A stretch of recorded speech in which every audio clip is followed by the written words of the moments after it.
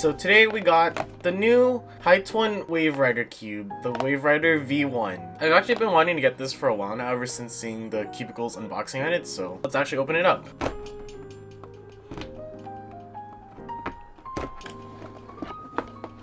Okay, we got a little card, a stand, got the cube, and this accessories box. Pretty decent bag and a microfiber cloth, which I probably should use. And we got a pamphlet. Hope you can read Chinese. And now we have the actual cube, which it has this cool dolphin logo.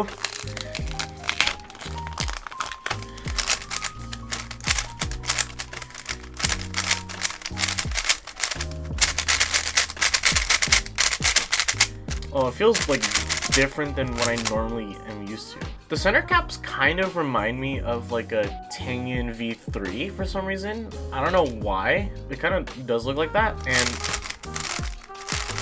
it kind of has like a mixed like feeling between a like Tangyun and a YS3M for some reason. It doesn't really have that premium sound. It just, I honestly can't describe it. It feels pretty much like a cheaper Tangyun that's mixed with the YS3M. I also heard people talk about how this feels a lot like a GAN 356S. Now that actually makes me want to try one of those to actually see how similar these feel. Do we really need to go over corner cutting?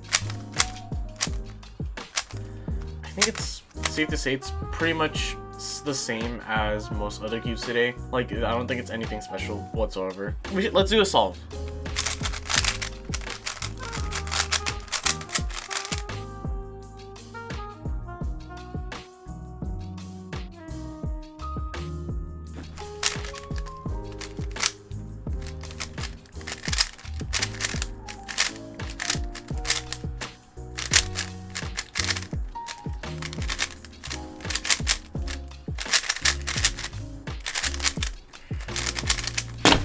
That was a bad solve.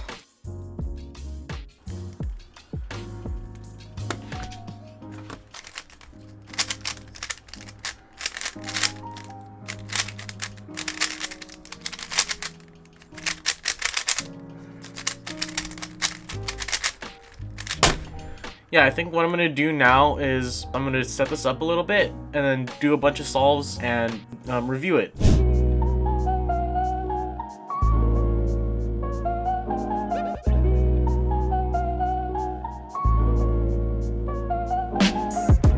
Okay, so the HaiTun WaveRider V1 is an interesting cube.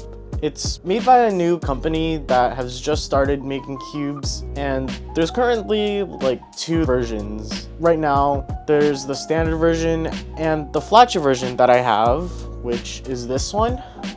And they're also going to be releasing, or I actually don't even know if it's released right now, but if it is, I'll just put it up there, a Pioneer version.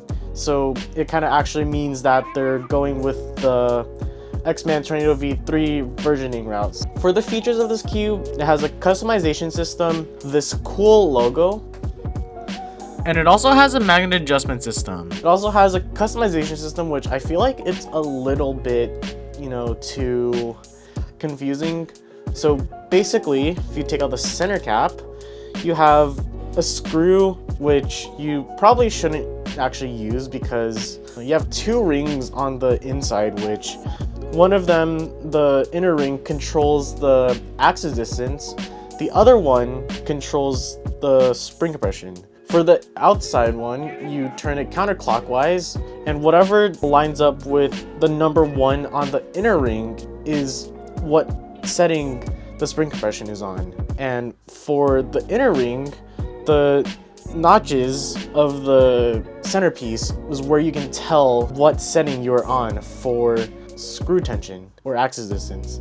There's like so many different terms for it nowadays. I think the confusing thing is when you do turn the axis distance clockwise, it actually decreases by number, while when you turn the spring compression counterclockwise, it increases as you turn it counterclockwise. So it is kind of confusing, but generally, for the higher the number, the stronger the settings get for I literally had to take this box out just to do that.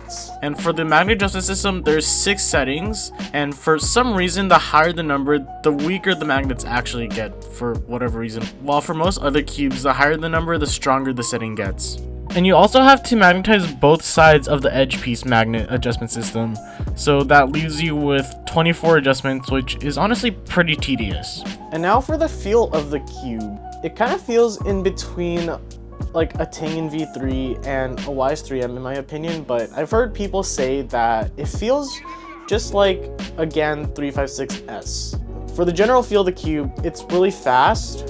It feels a little bit more blocky than the YS3M and definitely more blocky than my Worm V9. And that may or may not be a good thing depending on your turning style, which I feel like this will work well for people who have an accurate turning style rather than a inaccurate turning style where you have to rely a lot on corner cutting. And speaking of corner cutting, it's pretty much the same as many other cubes. So I feel like it's honestly pretty good now where it corner cuts 45 degrees and almost line to line reverse corner cutting. So corner cutting really isn't a problem. And now I think it's time to talk about my final thoughts on this cube. Okay, so I've done about 1,000 solves on this cube, and I've been using this cube for about a few weeks now, and I think I'm ready to talk about my final thoughts on this cube.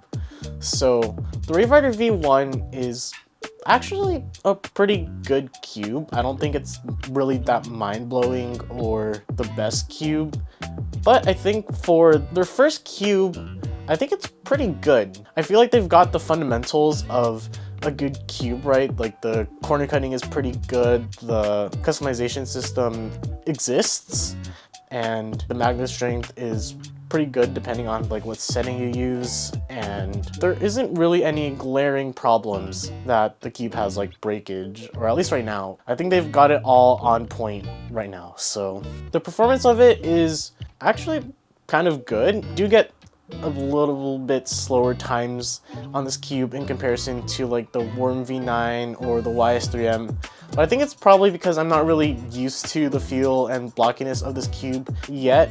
I think definitely the blocky feel is not for everyone, probably not me either, but I feel like I still really enjoy this cube for its feel as well. Like its feel is really unique and kind of different in comparison to the Worm V9 and the Tornado V3 and many other cubes. I feel like because of how like new their company is and their goal to make all-rounder cubes, I feel like they've actually got something with that. I feel like if they keep making new cubes, I think they will have, a really good like hold in the market, because I feel like we definitely do need a lot more key manufacturers aside from the typical manufacturers like MoYu, GAN, Diane, Qi, stuff like that.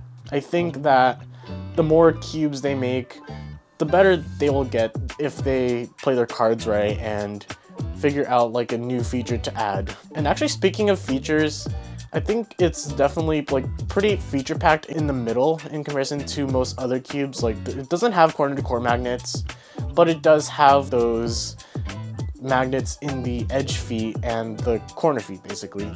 Although I do feel like the magnets there don't really add up to anything in comparison to how the corner to core magnets in the Worm V9 plus the edge repelling magnets actually add on to a stronger or a wider pull of magnetization. Like I don't feel like it does much in terms of auto aligning and stuff like that, but I don't think we really need like that much auto aligning. Then again, it's definitely personal preference depending on what type of feel you want for magnetization, the cube itself, things like that. There are definitely some things that they could improve on, like the customization system, or even at least add adjustable magnets to the corners instead of the edges, because like when you do get corner twists, it does mess up the settings a little bit. But I think those are just some slight nitpicks, and if you do find the setting that works for you, I think you'll have a pretty good time with this cube. So I think with that,